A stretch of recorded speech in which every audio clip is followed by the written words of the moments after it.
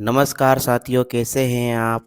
आज आपका जियोग्राफी का पेपर था, कक्षा 12वीं का भूगोल का। हम उसका सॉल्यूशन लेकर आए हैं।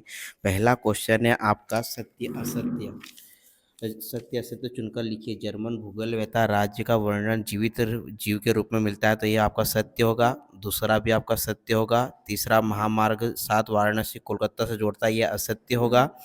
भारत की पहली संपूर्ण जनगणना 1872 में हुई थी, यह असत्य होगा। 1881 में हुई थी। भारत उत्तम किस्म की अरेबिका कॉफी का उत्पादन करता है, तो ये आपका सत्य होगा। पर्वतीय क्षेत्र विकास कार्यक्रमों को 5वीं पंचवर्षीय योजना में प्रारंभ किया जाता है, तो आपका सत्य होगा।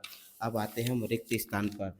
तो रिक्त स्थान की पूर्ति करना है, तो पहला में आएगा क्षमता, दूसरे में आएगा शहरी, तीसरे में आएगा हिंदी, चौथे में आएगा शुष्क। जूट का प्रयोग बोरे के वस्त्र बनाने में किया जाता है।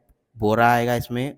भारतीय राष्ट्रीय प्राधिकरण एनएचआई को प्रचलन कब किया था? 1995 में किया था। यदि आपने पुराने पेपर का सॉल्यूशन नहीं देखा है आपके कक्षा 12वीं के, तो हमारी प्लेलिस्ट में जाइए और कक्षा 12वीं की सभी पेपर का सॉल्यूशन देख लीजिए।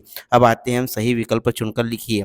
मानव भूगोल कल्याणकारक तथा मानव विचार का मुख्यतः लोगों किस प्रकार से विभिन्न पक्षों से था? तो सामाजिक कल्याण।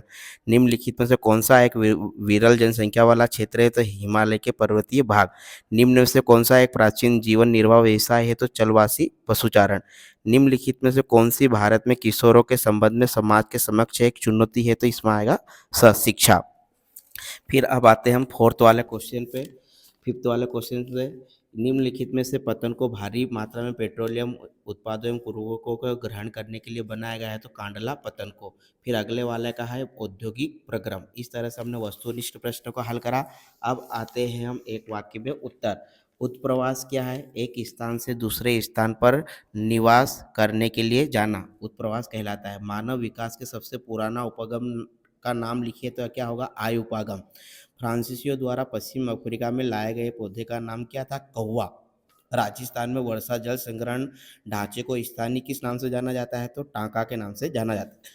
भारतीय राष्ट्रीय जल नीति किस वर्ष लागू की गई थी? तो 1987 में लागू की गई थी। अभी तक आपने हमारे चैनल को सब्सक्राइब नहीं किया है तो कर लीजिए, क्योंकि हमारे पेपर का सॉल्यूशन लेकर आ रहे हैं।